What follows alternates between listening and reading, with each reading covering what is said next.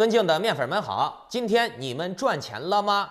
哎，说实话啊，我没赚钱，但也没亏钱。正如我所说的，我最近1-2个月，甚至到明年啊，我都有可能是处于娱乐观望的态度。为啥呢？因为目前市面上的暗雷太多了。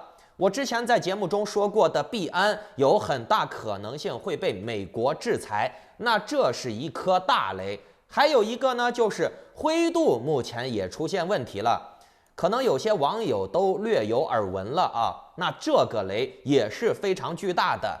目前所有的交易所都处于净流出的状态，除了币安还是净流入，只有币安一家是净流入啊。不过呢，这个净流入的背后很可疑，这些流入的资金是从哪儿来的呢？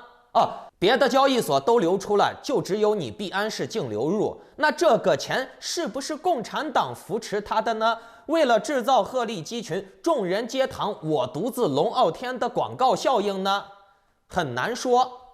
那我们看一下啊，散户的资金净流出，这就意味着市场的信心严重不足，散户们都在逃难。那在这种情况之下，行情就更容易被严重控盘，因为资金体量小了嘛，变量小了嘛，对吧？那这种结果也是币安想要的，因为市面上没有别的杂鱼资金了，就只有它币安有资金，又有数据，又有发声管道，那它就能很容易的操纵市场了呀。毫无疑问，币安是目前的最大赢家，也是皇上嘛，没问题。而且皇上他也不在乎市场怎么样，他要的是主控权。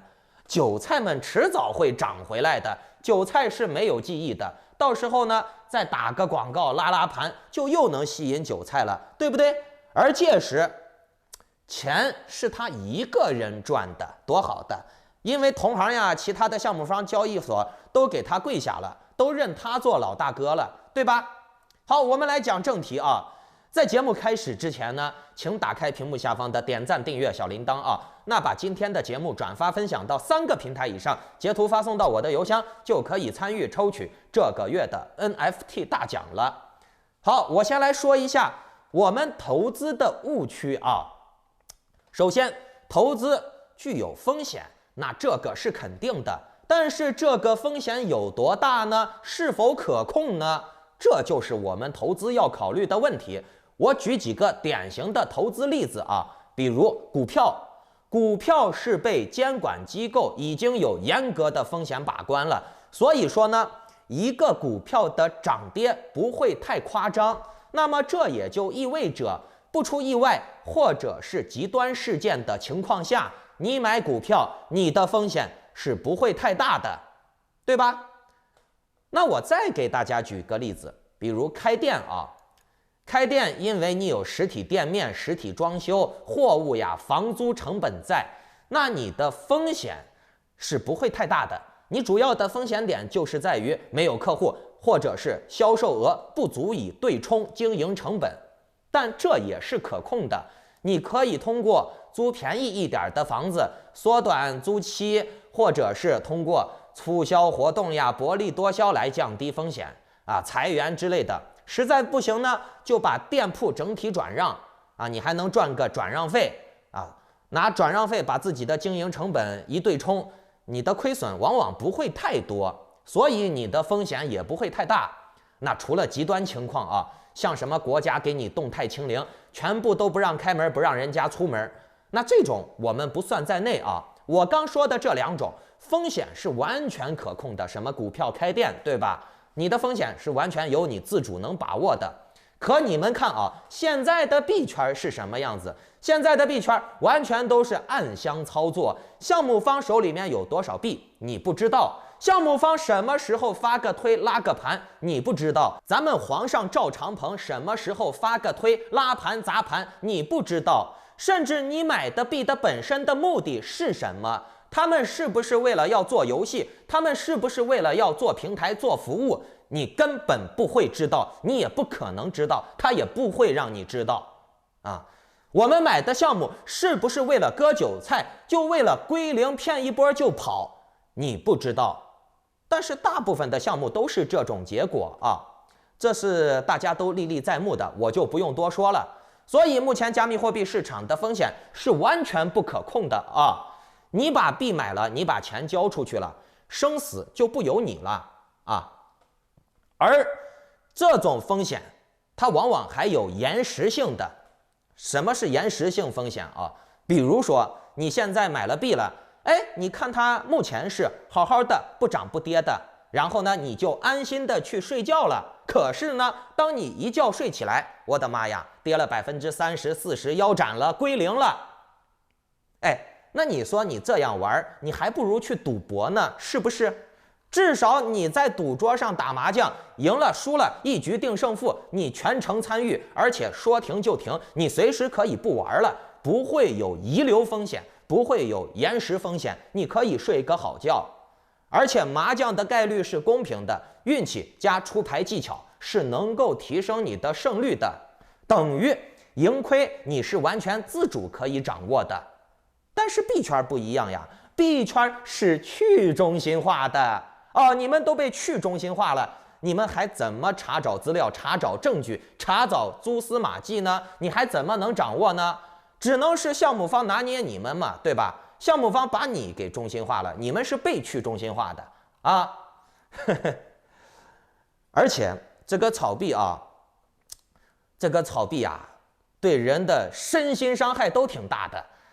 很多人一旦炒了币以后啊，他就睡不好觉，他就天天要操心，他就睡不好觉，整天操心，晚上睡不着，早上呢呲儿又早早的起来，想要拿起手机来看一下，哎呀，币涨了还是跌了，对吧？这样对你的作息、生物钟，对你的人体的机能伤害也是很大的。而且呢，你长期心里面承受这种心理负担，对你也没好处。还有呢，大家现在有个误区啊，就是觉得有啥好消息了，市场见底儿了，要反弹了，跌不下去了。从技术指标来看，哎，这里是个支撑位，那里是个突破位。来，面具人，我告诉你们啊，这些都已经没有用了。如果说你还信这些，你还抱有侥幸心理，那绞肉机绞的就是你，明白了没？现在的币圈完全跟金融规律、跟数据是没有关系的啊，它完完全全是咱们皇上一句话说涨，整个盘面啊，所有的币都涨。咱们皇上如果想让它跌，或者跟你玩谜语人游戏猜谜语啊，那你就不知道了啊！一切都看咱们皇上的心情和需求和目的。所以说呢，咱们话再说回来，你再想一想啊，你现在在币圈去玩，你还不如去麻将馆呢。为啥？来，大家想一下啊，麻将馆它最起码是一个实体产业，麻将馆靠啥赚钱？台子费、茶水是吧？卖饮料、卖烟，对不？啊？再卖一点服务，麻将馆就靠这赚钱嘛。或者有些麻将馆人家是按小时收费的，对吧？它有外部价值，有造血功能。但是加密货币是没有产业的，它是纯粹靠割你来赚钱的。有人赚钱，就必然会有人赔钱啊。它还不是平台，麻将馆是平台啊。麻将馆是大家愿意掏这个钱去接受场地费的服务，去接受麻将桌的服务、茶水服务啊。但是加密货币没有服务啊，加密货币就是弄个消息、包个装、吹个牛逼，把你哄进来了以后，再把你一刀给咔嚓了。目前就是这么个情况，它没有任何外部价值。你现在去投入加密货币是很不划算的买卖。反正面具人我最近是空手了啊。等我再次进场的话，除非是加密行业出现了产业性的、服务性的或者有产品的项目的时候，我到那个时候再投了。不然呢，这个项目、那个项目、这个平台的他自己没货，自己没有功能、没有服务，他就很容易被操控。他玩的纯粹是资金盘、庞氏游戏啊，他就成了诈骗盘了，资金诈骗了。前面人割后面人了，而且现在啊，我告诉你，也不存在什么前面人割后面人了。现在所有的数据、所有的盘面、所有的交易所都是咱们皇上掌握了啊，每个角落它都能渗透到、控制到啊，你什么前面人后面人都是我的韭菜啊，只不过你们是早一点被割还是晚一点被割的区别，听明白了没啊？而且还包括一些机构啊，风投基金，他们也会被咱们的皇上割了。你以为皇上的这个胃口，他就只有说割底层韭菜的这种需求吗？人家是要征战四方的，雄霸天下的，是吧？这些大机构呀，什么灰度呀、三箭呀，三箭我就不说了，三箭真的就是被币安和露娜联合给搞死了啊！看人家都康拿了几百个亿跑路了，对吧？然后呢，你三箭爆雷背锅是吧？这一次这个灰度还有 Genius， 哎，这些索拉纳都被 FTX 给牵连了，谁搞的事情？咱们皇上呀，是不是啊？哦，说到了灰度了，大机构呀，对不对？他们玩的也是纯粹的资金盘，他们没有任何服务和产品啊，他们的产品充其量就是他们的高息理财嘛。灰度最近不也出问题了？他的兄弟公司 Genius 已经出了大问题了，钱取不出来了，贷款还不上了。原因是因为三箭呀、Luna 的暴雷，还有 FTX 的暴雷，把它给拖累垮了。那很多人就在想了啊。既然兄弟公司都出问题了，哎，大家也会怀疑灰度是不是也会出问题？灰度目前面临的舆论压力很大，已经多次在网上辟谣说自己的资产没问题，自己的资金很充裕。但是呢，当大家让他灰度晒出自己的资产证明的时候，灰度却以资产安全为理由，拒绝透露资产。拒绝晒出来他的钱还剩多少，那这一点就有点做贼心虚了啊！因为目前来说啊，你晒一下你的区块链钱包地址什么的啊，晒一张你的资金截图什么的，这是完全没风险的呀，只是一张图片而已嘛。但是灰度不愿意，为啥？因为肯定是他的账务出问题了嘛，晒不出来嘛，或者说是晒出来不好看嘛，会引起更大的质疑。所以呢，他还不如不晒啊。为啥啊？这一点啊，我告诉你们，其实他不晒他的账单，我觉得没啥问题。因为啊，你们想一下 ，FTX 如果他的账本或者他的账务信息没有泄露，他是不会爆雷的，他是不会被人抓住把柄的。也许呢，他可以扛着，随着牛市回来，他的账就清了；或者呢，他在这中间继续融资，拉老板进来啊，反正他的盘面没有崩，他还可以继续的圈很多的大财团、机构、基金进来啊。最不行呢，那也就是软爆雷嘛。软爆雷是什么概念啊？软爆雷就是一人少亏一点啊，把大家呢平均一下啊，这个事儿就这么办了，总不能像现在这种啊，伤害这么严重啊，一小半的人才能把钱提出来，一大半的人钱提不出来了，全都给陪葬了、殉葬了啊，这是硬爆雷，明白了没？硬爆雷就是肯定要死一大片的，软爆雷就是说，它会慢慢的让这个损失，或者说是把这个损失给平均掉。大家的怨气不会太大，就比如说你存了1万块钱，最后呢平台出问题了，给你退个6000、7000，那总比你1分钱拿不出来好吧？是不是？啊，怎么样都不会说造成如今这么惨的情况的，明白了吧？但是呢，你如果说被别人得到了你的账目了，然后再像 FTX 一样被攻击一下，带一下节奏，那你就会硬爆雷了。那灰度在这方面啊，关于他的资产证明，他还剩多少钱？他在这方面肯定是心虚的。你用屁股都能想出来，灰度的很多钱都是用来去炒作比特币了。他买了很多比特币，但是现在比特币已经跌到16000了。哎，那他咋给他的投资人、理财客户交代呢？肯定是交代不了啊！你说让他现在把币卖了，那他更受不了。那中间比特币从2万、3万跌下来，这个差额谁来补呀？啊，差了1倍甚至2倍、3倍了，啊，哥呀，你说你让灰度给你补，那肯定不行嘛。他也只能说硬着脸啊，厚着头皮、厚着脸皮去扛了。反正你们没证据说我没钱，对吧？啊，我也没晒出来自己的账单，哎，就这样，你爱信不信，对不对？各位，这就是目前的行情，暗雷太多了。项目方不老实，项目方现在没钱了，也猴急了，他们肯定会想尽一切办法，要么呢给皇上下跪，跪舔屁眼，服从皇上的安排。那咱们皇上肯定也是要割韭菜的呀，皇上都已经一统江山了，对不对？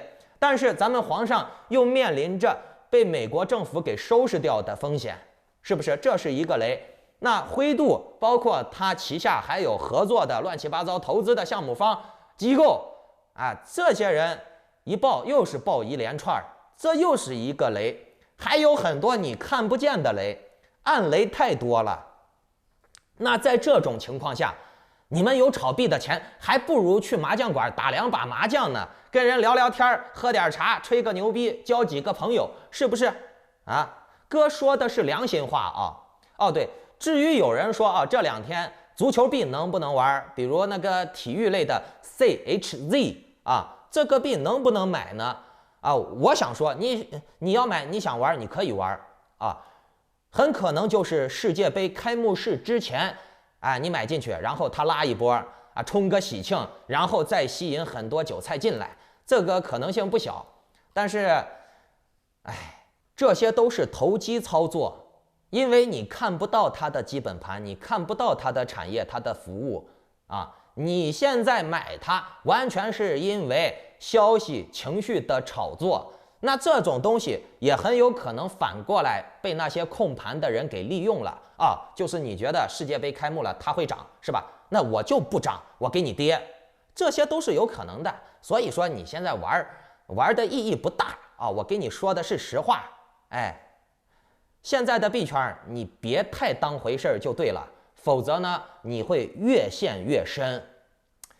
我最近呢，反正是把我的目光转向了啊，我甚至都开始收藏 Pokemon Card 了啊，宝可梦卡牌了啊，因为这些东西啊，就算我不玩了，我还能基本上不怎么亏钱的，甚至说啊能赚钱的情况下把它卖出去，毕竟是有实体商品的啊，这是我的一个娱乐性的投资方向。我最近呢也在找一些主动性强的，主动权在我自己手上，我能控制的一些低风险，哪怕利润少一点就少一点，我不冒风险的这种项目啊。如果说有这方面的及时的消息的话，我会第一时间在我的会员群里面公布的。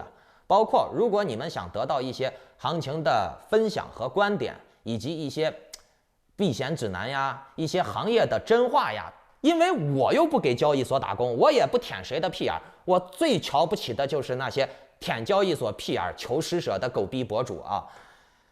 如果说你们想加入我的这么一个投资圈子的话，那就请下载 Line 或者 Telegram 搜索添加 ID Maskman118 或者 Little19860425 办理会员入群手续。各位，祝你们发财，或者说是，祝你们尽量不要亏钱了。再见。